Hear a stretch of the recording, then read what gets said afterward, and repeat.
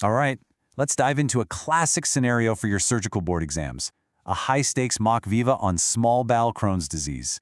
We're going to break down how a consultant would tackle this, all the way from the first handshake to the final follow-up. This is your playbook to absolutely ace this case. Let's get started. Okay, you're in the hot seat. The examiner drops the case on you. 35-year-old, chronic pain, a mass. How do you start? Remember, your very first words set the tone. They're not just testing what you know, they're testing how you think and how you act as a professional. So, what's your opening move? Look, if you want to crush this, you need a game plan. A clear structure is everything. We're going to walk through the clinical workup, hammer out the differential diagnoses, get into the big management decisions, and then we'll even do a little masterclass on the key surgical techniques. That's our roadmap to a pass. First up, the clinical workup. This is so important. Before you even think about a scalpel, you've got to show the examiner you're a safe, systematic clinician. Let's break down how you can score these crucial early points. Okay, first things first. These steps, they're non-negotiable. They're the easy marks, the absolute gimmies you can't afford to miss. You need to say it out loud. First, I'd introduce myself to the patient, get their consent, make sure we have privacy and a chaperone, position them correctly, expose the abdomen, and of course, wash my hands. It shows you're safe and professional right from the get-go. Next up is what we call the end-of-the-bed odogram. You just look. What do you see? Does the patient look sick or well? Are they cachectic, really thin, suggesting a long-term illness? Are they pale? That can mean anemia. Are they hooked up to IV fluids? Every single thing you notice is a piece of the puzzle you're building. Now here's what separates a good candidate from a great one. A good candidate goes straight for the abdomen. A great candidate knows the clues are often everywhere else. You've got to look at the hands. See those spoon-shaped nails? Koilonychia? That's iron deficiency. Check the mouth for ulcers. These signs are screaming chronic inflammation and malabsorption before you even lay a hand on the belly. And this is a super high-yield point, folks. You have to tell the examiner you are actively looking for the extraintestinal manifestations. This just elevates your answer immediately. It shows you're thinking about inflammatory bowel disease as a systemic problem, not just a gut problem. And this slide, this is exactly what we're talking about. You see those painful red bumps on their shins, erythema nodosum, or the patient mentions they have painful red eyes? That's uveitis. Finding any of these things makes inflammatory bowel disease, especially Crohn's, just shoot right to the very top of your list of possibilities. So, we've gathered all our clues from the physical exam. Now it's time to play detective.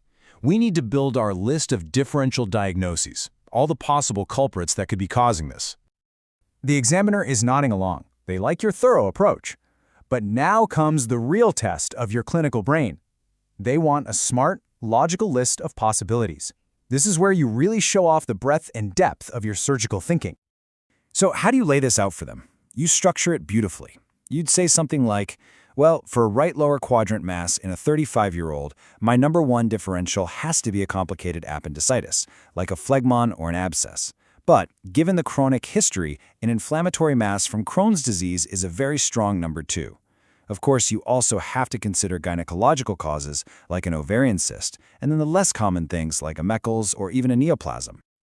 Okay, to nail this down, we need some hard data. We'll kick things off with blood tests, looking for inflammatory markers like CRP. The real workhorse for imaging here is going to be a CT scan with contrast. That'll show us the mass.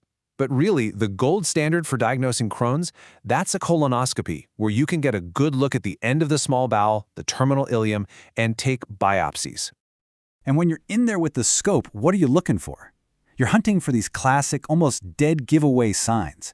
You've got that cobblestone look to the mucosa from all the ulceration, and you see skip lesions, these patches of really angry, inflamed bowel right next to perfectly normal tissue.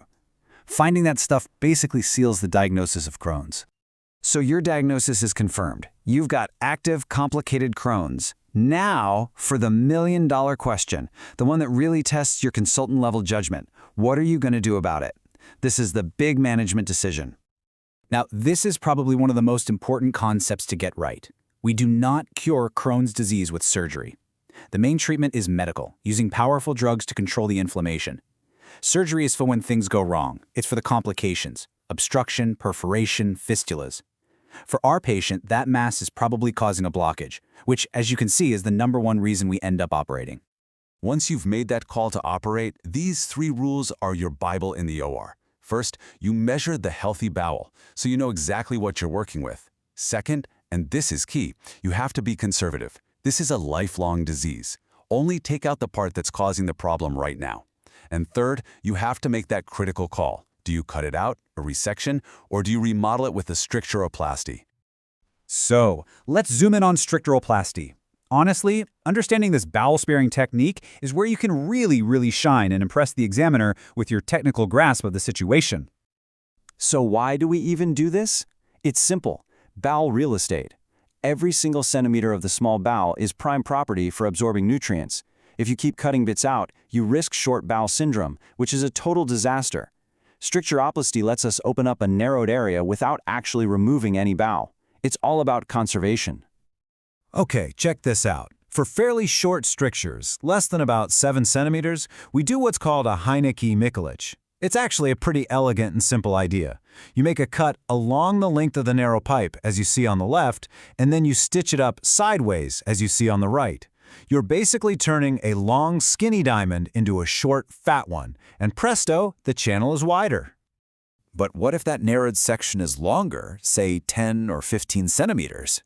Well, for that, you need a different trick up your sleeve, like the Finney stricturoplasty.